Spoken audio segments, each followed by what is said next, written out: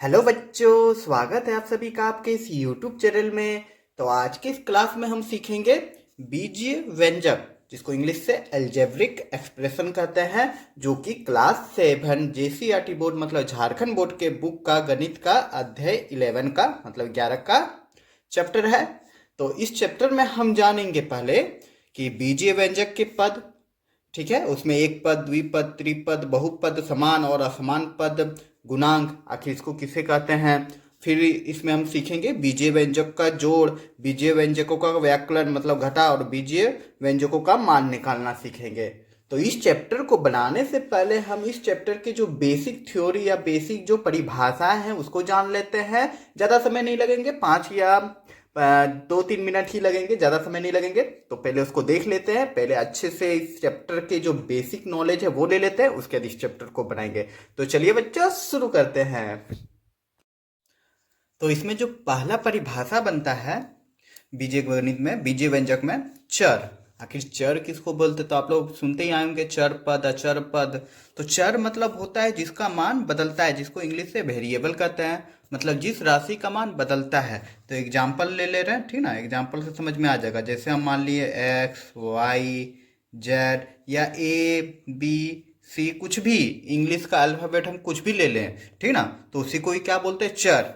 मतलब क्वेश्चन में ही आप लोग का रहता है कि दिया हुआ रहेगा कि x बराबर 2 या 3 या 4, ठीक ना, मतलब x का मान परिस्थिति समय के अनुसार बदलता है, ठीक ना। वो डिपेंड करता है, जो एग्जामिनर आपका सेट करता है क्वेश्चन की x को क्या माना जाता है। तो चर मतलब समझ में आ गया कि जिसका मान बदलता है। तो उसी प्रकार अब आ जाएगा क्या, अचर, जिसको बोलते हैं कांस्टेंट, ठीक है। तो कांस्टेंट मतलब होता है जिसका मान नहीं बदलता है, जिस राशि का मान कभी नहीं बदलता है, वो निश्चित होता है, मतलब संख्यात्मक मान, ठीक ना, संख्यात्मक मान। जैसे एग्जांपल हम ले रहे हैं, इसमें इंग्लिश अल्फाबेट था चर राशि में, ये याद रखना, अच्छा से दिमाग में बैठा लेना। चर मतलब जिसका मान बदलते रहता है, और अचर मतलब जिसका मान नहीं बदलता है, वो कांस्टेंट रहता है। जैसा 1 2 3, अगर हम किसी भी मैथ में या कोई भी सवाल में हम 3 लिख देते तो इसका मान क्या 4 हो सकता है? नहीं हो सकता है, क्योंकि यह अचर राशि है। क्लियर? आई होप समझ में आ गई होगी। और 3-4 पॉइंट है, ज्यादा समय नहीं लगेगा। देखो अब आता है बीजीय व्यंजक, जो ये चैप्टर है इसका मतलब समझ लेते हैं कि बीजीय व्यंजक आखिर किसको कहते हैं, ठीक है। तो देखिए बीजीय व्यंजक, तो बीजीय व्यंजक चर जो हमने अभी लिखाया X Y L M dot dot, इसी तरह का बहुत सारा चर, तथा गणितीय संक्रियाओं। अब ये संक्रियाओं क्या है, संक्रियाओं मतलब जोड़ हो या घटाव हो या गुणा हो और भाग हो के संयोजन से बनता है। कहने का मतलब ये है बीजीय व्यंजक उसको बोलते हैं जो चर राशि जो है और गणित संक्रिया मतलब जोड़ घटा गुणा या भाग हो, उसी के संयोजन से जो बनता है, जो राशि बनता है, उसी को बोलते हैं बीजीय व्यंजक। जैसे एग्जांपल ले रहे हैं 2x। देखो x तुम्हारा चर राशि है और ये जो 2 है इसमें क्या है, गुणा के फॉर्म में है, इसलिए यह एक क्या है, बीजीय व्यंजक है। समझ में आ गई। उसी प्रकार हम लिख सकते हैं y+1, ठीक ना।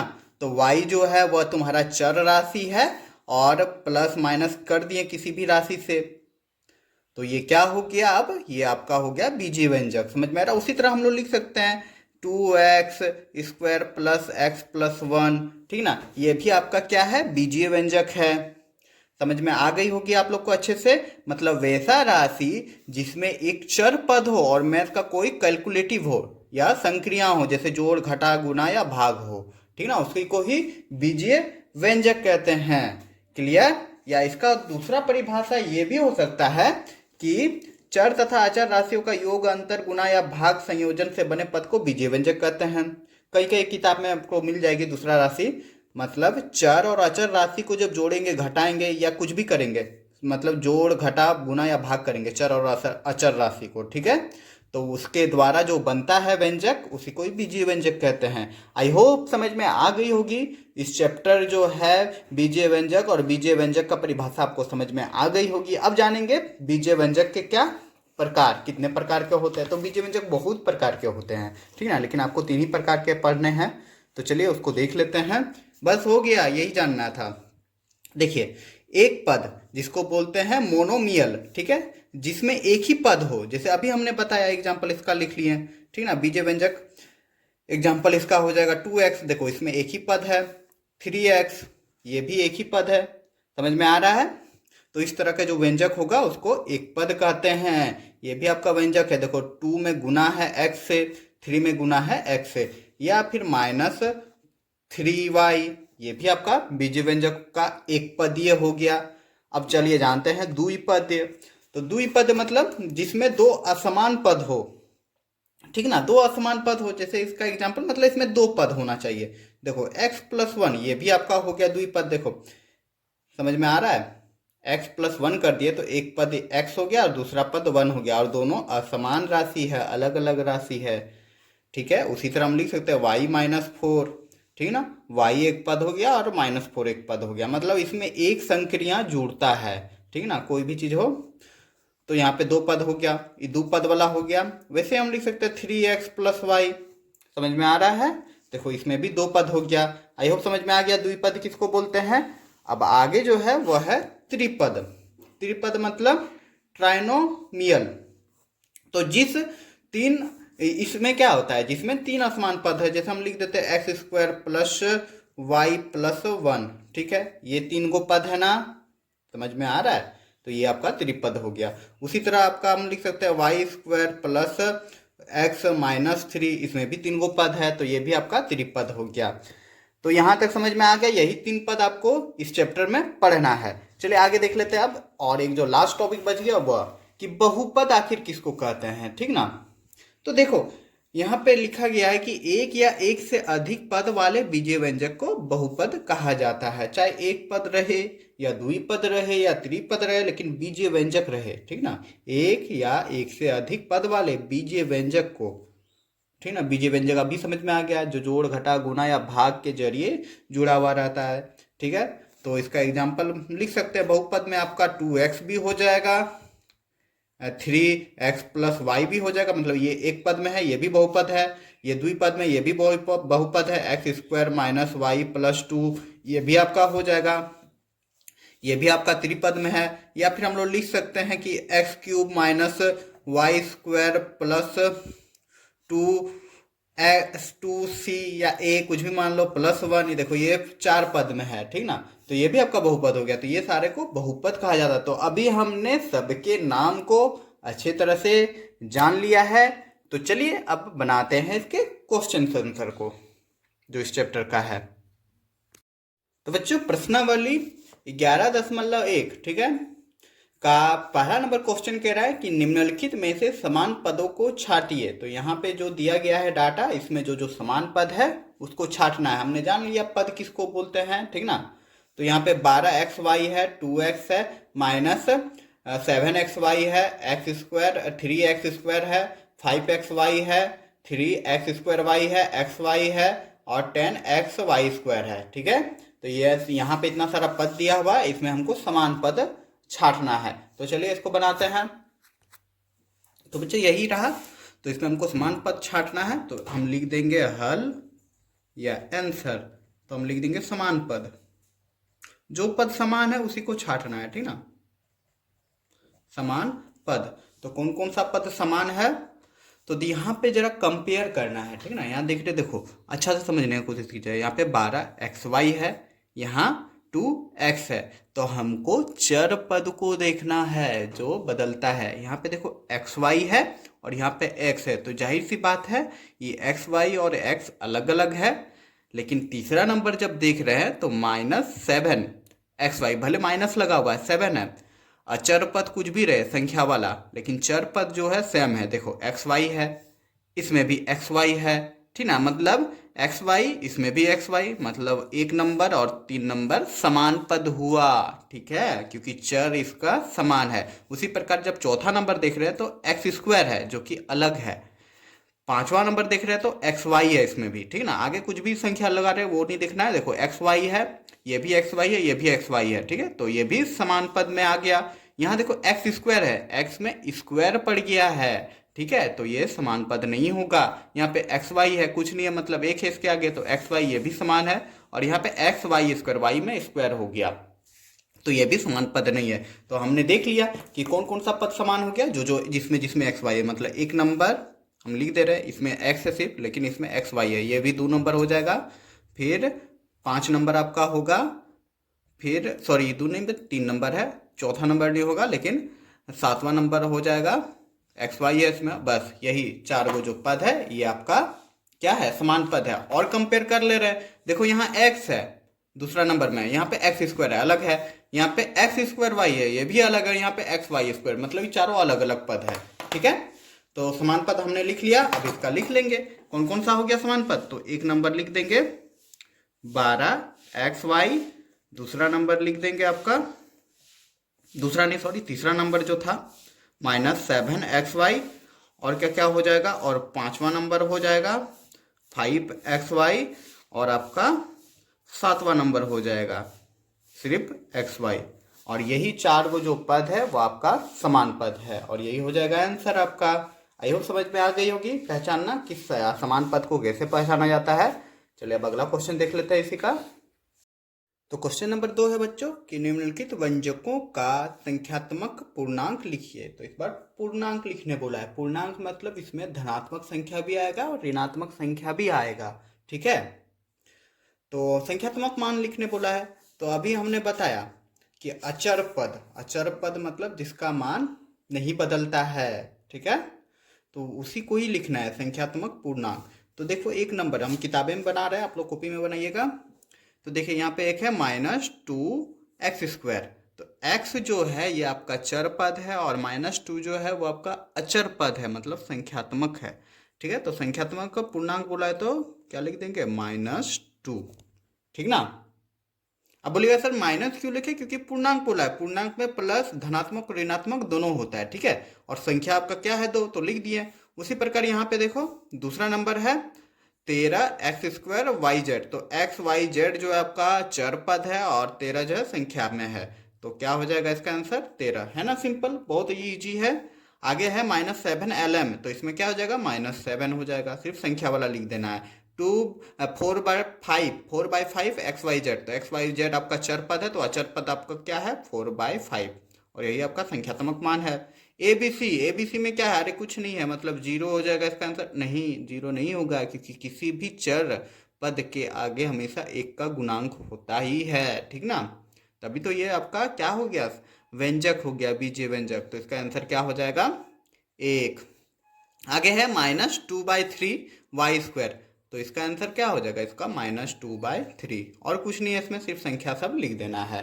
क्लियर, आई होप समझ में आ गई होगी। चलिए अब देख लेते हैं इसका अगला क्वेश्चन, क्वेश्चन नंबर 3, जो कि है निम्नलिखित से एक पद, द्विपद एवं त्रिपद को छांट कर लिखिए। तो एक पद, द्विपद, त्रिपद क्या होता है हमने अच्छे से बताया है अभी कुछ देर पहले, तो इसको तुरंत छांट लेते हैं। तो देखो यहाँ पे क्या है 4x+5, तो इसमें 2 पद है, एक पद ये दूसरा पद ये। ठीक ना, तो ये द्विपद हो गया, इसमें एक पद हो गया, इसमें त्रिपद हो गया, इसमें द्विपद हो गया, इसमें त्रिपद हो गया, ये एक पद हो गया, ये एक पद हो गया, ये द्विपद और ये त्रिपद और ये द्विपद। सिंपल सा बन गया। तो इसको कॉपी में चलो बना लेते हैं।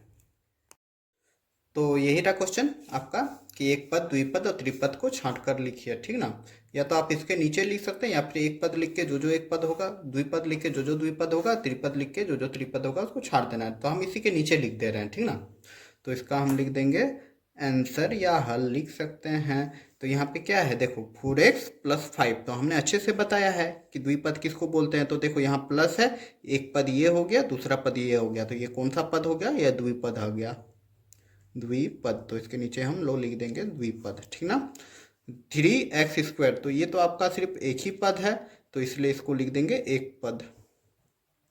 ठीक ना, यहाँ पे देखो यहाँ पे क्या है x² है, 2x² है, -y है, +1 है, तो 3 पद हो गया, एक पद ये, दूसरा पद ये, तीसरा पद ये। ठीक ना, 3 पद है इसलिए ये त्रिपद हो गया। त्रिपद का परिभाषा हमने अभी तुरंत बताया कि जिसमें 3 असमान पद हो। ठीक ना, तो एक ये पद हो गया, x² हो गया, y भी अलग है और 1 भी अलग है, तीन को असमान पद है, तो ये क्या हो जाएगा त्रिपद। क्लियर, चलिए अब इसका बाकी जो क्वेश्चन बचेगा वो भी देख लेते हैं। तो अगला आपका ये रहा, तो इसको भी लिख लेते हैं। तो देख रहे हैं यहाँ पे x² है और y² है, माइनस है, तो बीच में अगर ये भाग मतलब छाड़ देंगे तो ये देख के ही आ रहा है, एक x है एक y है, अलग अलग पद है, तो ये 2 पद हो गया, तो इसका आंसर लिख देंगे द्विपद। ठीक है। यहाँ पे देख रहे हैं x है, y है और -2 है, सब अलग अलग है, 1 2 3, ठीक ना। तो ये क्या हो जाएगा, त्रिपद, लिख देंगे त्रिपद। आगे है चौथा नंबर। देखो यहाँ पे क्या है, एक्स 2/3 x²। तो इसमें दो पद में मत छांट दीजिएगा, ठीक ना। ये देखो गुना में है, मतलब ये पूरा जो है ये एक ही पद में आ गया, ठीक ना। गुना के फॉर्म में अचर और अचर पद मिलके एक ही पद बन रहा है यहाँ पे गुना में, ठीक ना। जिसमें जोड़ घटा रहेगा, ठीक है, वो अलग अलग हो जा रहा है, लेकिन इसमें ये टोटल यहाँ से यहाँ तक एक ही पद हुआ, इसलिए ये एक पद लिख देंगे इसको। चलिए अब आगे देखते हैं। तो अगला क्वेश्चन ये रहा, क्वेश्चन नंबर 7 है 8xy। तो xy गुना में है और 8 भी गुना में है, तो तीनों गुना में है। यह मत कर देना कि x अलग है y अलग है तो ये अलग पद हो गया, ये तीन पद हो गया, ऐसा नहीं है। ये आपस में गुना में, तो गुना में जब भी रहेगा तो ये आपका एक ही पद में काउंट होगा, ठीक ना। तो ये भी हो जाएगा आपका कितना, एक ही पद, ठीक ना। तो एक पद लिख देंगे। आगे देख रहे हैं क्वेश्चन नंबर 7, क्वेश्चन नंबर 7 है, सॉरी 8 है। तो यहाँ पे क्या है, p² है माइनस PQ है। तो देखो माइनस में इसको बांट दिया है, एक पद ये हो गया, दूसरा पद ये हो गया, तो ये क्या हो गया, द्विपद, ठीक है। अब क्वेश्चन नंबर 9 देख ले रहे हैं, x + y - 1। तो देखो एक पद ये हो गया, दूसरा पद ये हो गया, तीसरा पद ये हो गया, तो ये क्या हो जाएगा, त्रिपद। और क्वेश्चन नंबर 10 देख लेते हैं। इसमें है 3m और 3n, दोनों अलग अलग है ना, एक पद ये दो पद ये, मतलब द्विपद हो जाएगा ये। तो इसका हम लिख देंगे द्विपद। और यहाँ पे क्वेश्चन नंबर 3 कंप्लीट होता है। तो क्वेश्चन नंबर 4 है कि निम्नलिखित में समान और असमान पद युग्म बताएं। तो समान पद क्वेश्चन नंबर 1 की तरह है, ठीक ना। तो चलिए बनाते हैं इसको कॉपी में। पहला क्वेश्चन दिया है -15x, -15xy। तो युग्म मतलब होता है जोड़ा, तो यहाँ पे एक जोड़ा दिया गया है, ठीक है, संख्याओं का। तो उसमें बताना है कि यह समान पद है या असमान पद है। तो बच्चों पहला जो है यही है था कि -x और कोमा था -15xy है, ठीक ना। तो इसमें बताना समान है कि असमान पद युग्म है। तो इसका डायरेक्ट हम आंसर लिख दे रहे हैं। हमने बताया था कि जब भी समान असमान का कंपेयर करना हो तो हम देखेंगे किसको, चर वाले राशि को, जो वेरिएबल होते हैं, ठीक ना, जिसका मान बदलता है, वैसा राशि को देखना। देखो इसमें x है, इसमें xy है, आगे कुछ भी दिया हुआ रहे कोई मतलब नहीं उससे। ये x है, ये xy है, मतलब अलग अलग है ना, इसलिए असमान होगा। अगर ये सेम रहता तो समान होता। तो इसका आंसर क्या हो जाएगा, असमान पद युग्म, ठीक है। तो जो इसका आप दूसरा नंबर देखते हैं, समझ में आ गई होगी ये क्वेश्चन भी। तो बच्चों दूसरा नंबर ये रहा कि -2a² है और 2/3a² है। तो इसमें हम देख रहे हैं जो आपका चर राशि है, इसमें भी a² है और इसमें भी a² है, इसलिए यह समान पद हुआ, ठीक है। चर राशि को ही देखना है, कंपेयर करना है, ये दिमाग में बैठा लीजिए जब भी समान असमान का क्वेश्चन आएगा। तो इसका आंसर क्या हो जाएगा, समान पद युग्म, क्लियर। चलिए तीसरा देख लेते हैं इसका। तो तीसरा नंबर क्वेश्चन मेरा ये रहा कि 6x² और 9x²। तो ये जो युग्म है ये अभी आपका समान युग्म है, क्योंकि इसका जो चर राशि है देखो x², y, ठीक ना, सेम है, इसीलिए ये आपका समान पद युग्म हो जाएगा। तो इसका भी आंसर लिख देंगे, समान पद युग्म, क्लियर। चलिए चौथा देख लेते हैं इसी का। तो चौथा नंबर मेरा ये रहा कि 3ab और ab। तो देख रहे हैं चर पद आपका सेम है, कुछ नहीं है, मतलब एक है, तो चर पद सम रहने पे ये समान हो जाएगा। तो ये भी लिख देंगे समान पद युग्म, क्लियर। चलिए नेक्स्ट। तो नेक्स्ट आपका ये रहा PQ² और 4PQ²। तो इसमें भी PQ² है, PQ² है, तो ये भी तो आपका समान पद युग्म हो जाएगा, समान पद युग्म, क्लियर। चलिए नेक्स्ट देख लेते हैं आप। तो आपका नेक्स्ट ये रहा कि हाफ XYZ, मतलब 1/2 XYZ, और ये भी है 0.5, मतलब वही है हाफ XYZ। तो ये भी आपका क्या हो जाएगा, क्या हो जाएगा, XYZ देख रहे हैं ना, समान पद है, तो समान पद युग्म हो जाएगा। तो इसका मतलब ये हुआ कि सारा क्वेश्चन ही समान पद युग्म है सिवाय एक नंबर को छोड़ के। तो यहाँ पे चौथा नंबर भी कंप्लीट होता है।